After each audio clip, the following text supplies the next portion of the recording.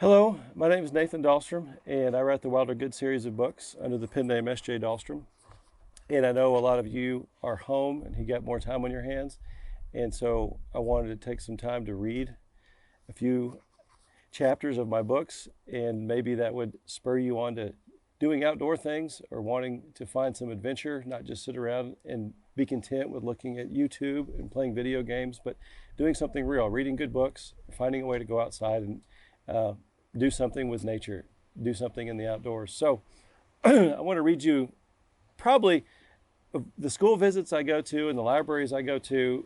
What I read the most is this chapter in Texas Grit. Texas Grit is the second book in the series, and Wilder for the first time goes down to his grandfather's ranch in West Texas for a week, and he's pretty intimidated. His grandfather lives by himself. His wife died 5 or 6 years earlier, and so he lives on this big ranch all by himself, and he's a little gruff, probably what you'd expect. And he loves Wilder, and Wilder loves him, but he always wants to prove himself to his grandfather. He wants to be tough. He wants to do the things that he thinks he expects. And so he loves being there, but there's also a lot of anxiety about being there as well. And so the first night they're there, they go for a deer hunt. His papa isn't all that interested in deer hunting at this stage in his life, but Wilder really wants to deer hunt.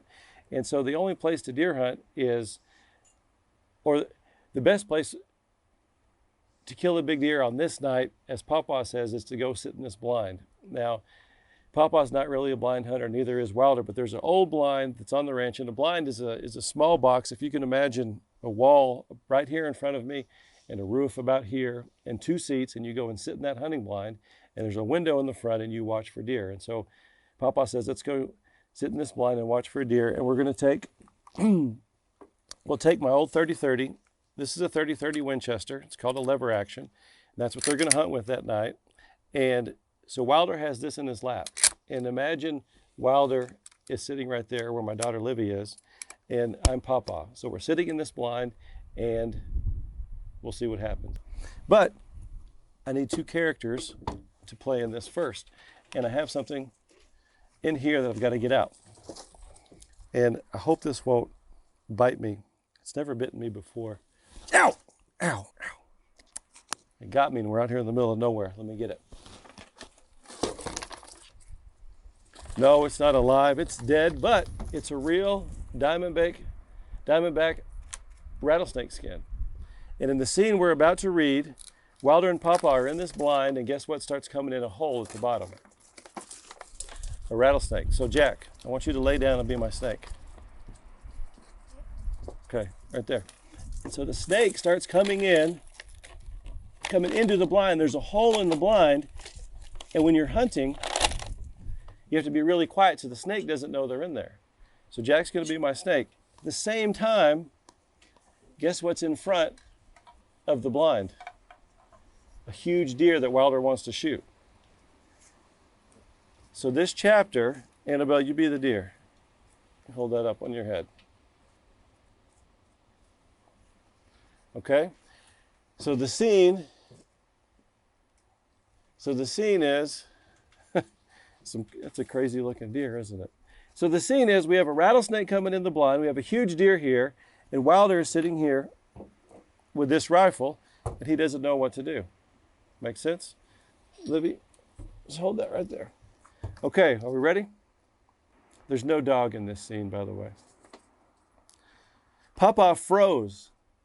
He brought a hand up and placed it on Wilder's chest and mashed down to get his attention. Wilder's been sleeping. He's leaning back on his chair.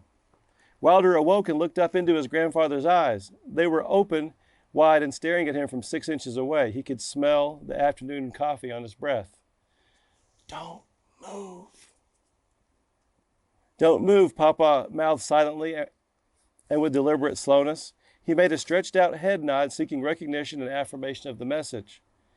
Wilder nodded and his heart raced. There must be a deer, he thought, and shifting only his gaze, looked out of the blind. He saw the huge buck 75 yards away. He was following the 2 does around in circles, more or less, as in a trance.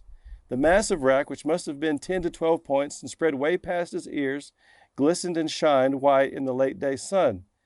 Wilder had never been so close to a mature buck before. But as his excitement grew, the hand on his chest tightened and shook him, which scared him. He looked at Papa sheepish, afraid he had done something wrong, though he couldn't think what it might be. Papa's mouth moved silently again, mouthing the words, "Keep your feet up. There's a snake under you.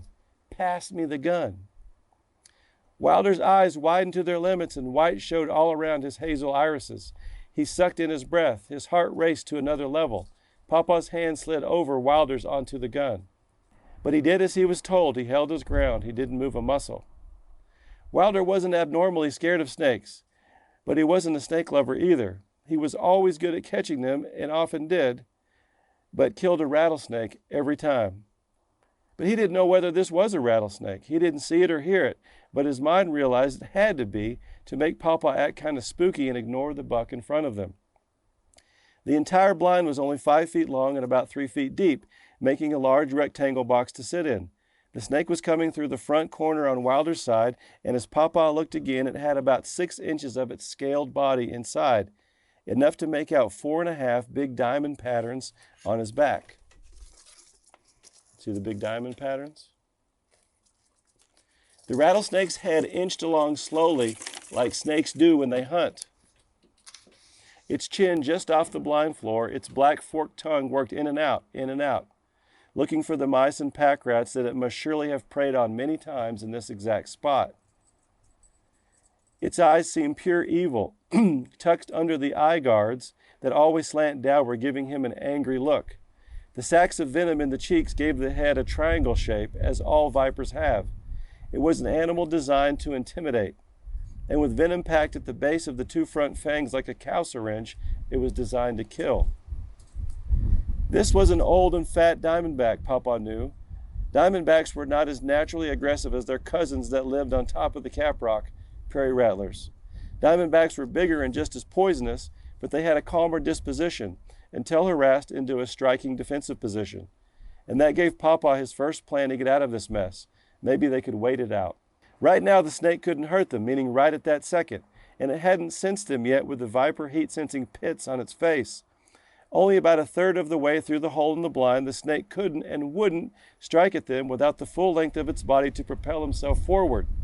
Since Wilder was able to control himself, Papa thought it best just to watch. He had the rifle gripped hard in his hand now. His hand threw the lever, although it still rested across Wilder's lap. He didn't want to shoot inside the blind unless he had to. The snake had about half of its 4-foot body inside the blind now, just about even with the wall in front of Wilder, which meant it was about to be directly beneath Wilder's propped up legs. Papa's mind raced, unsure now of what to do. Wilder eased a glance down and saw the snake. It was huge. The boy was shocked. He hadn't expected such a fat snake, 4 inches around at the belly and stretched out for 2 feet and still coming. The long row of moving diamonds spooked him. He moved ever so slightly, which made the 2 chair legs on the ground squeak. The snake stopped. Its tongue flickered. Its rattle buzzed.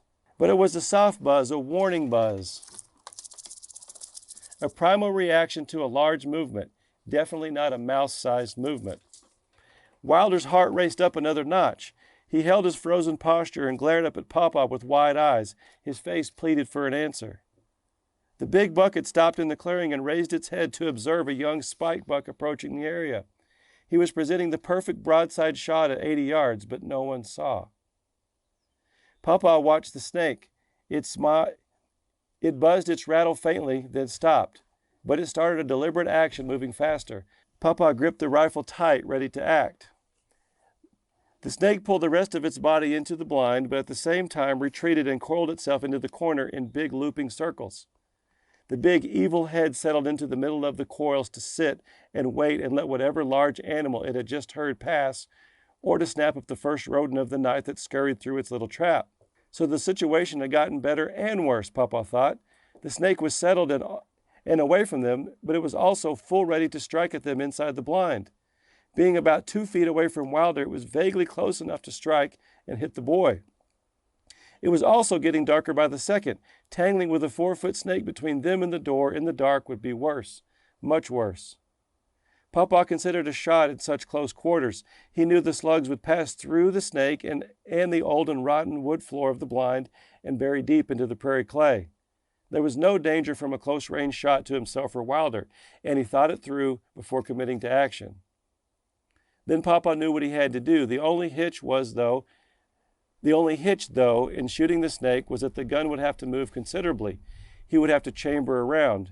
Chambering around in a lever action was somewhat loud and required a lot of movement to bring the lever down to a 90-degree angle and then slam it back up again. That action would almost surely make the snake rise and rattle, maybe even strike. He would have to be quick, and he could not miss. Wilder heard the buck snort at its competitor with 2 6-inch and crooked spike horns, laughing off in deer language the approach of the baby buck. Papa's hand still on Wilder's chest, he applied some pressure again to get the boy's attention. Wilder looked up at him, a bit breathless. Papa nodded at his grandson and whispered, "Hold your ears." Barely audible as Wilder felt the gun rise up off his lap and Papa's eyes switched to the corner. Wilder stopped breathing. The old man pulled the gun up like an extension of his own arm. As the gun rose, the barrel pointed down and the old hands worked the lever action in one blindingly fast movement. The brass slammed into the chamber and the hammer hung back. Wilder grabbed his ears and closed his eyes, and the sound of a mad rattlesnake filled the tiny enclosure. The buzz of a 3-inch rattle echoed back and forth in the small wooden blind. Wilder wondered what it would feel like to have a snake bite in his thigh. The Model 94's hammer hung back only for 1/100th of a second, for the old man's finger almost instantly released it and sent a slug to the corner of the blind into the middle of the 4-foot rattlesnake. And then, barely perceptible as a second sound, the hammer fell again as Papa ran the long lever action and fired a second time. The 2 exploding shots made the deer blind shudder and raised dust from every board, inside and out. The buck that nobody was watching evaporated into the cottonwoods, bouncing off with his huge white tail, waving goodbye. As the dust and smoke and adrenaline cleared, Wilder felt an immediate sting on his calf, followed by a searing burn. So, that's the end of the chapter. Maybe Wilder and Papa survived, and maybe they didn't. There was no dog in that scene. So, pretty tight quarters. Papa has to make a decision and use the rifle, and we'll see how it worked out. Rattlesnakes in wild country are a reality. Anybody that lives out of town has been around rattlesnakes. This rattlesnake was killed on this place, about 200 yards that way. I killed it with a bow and arrow, as you might see, on the first day of deer season in October, about 5 years ago. But rattlesnakes can be very scary and intimidating, but they're also a wonderful part of nature and being around them. You don't have to kill every one that you see, of course. They have a role, and we actually need rattlesnakes. We just don't need them right in the blind with us. So, thank you for listening, and hopefully you guys will go out and be wilder. You'll find your own nature and adventure, and you'll be the good kind of wild. Thank you very much.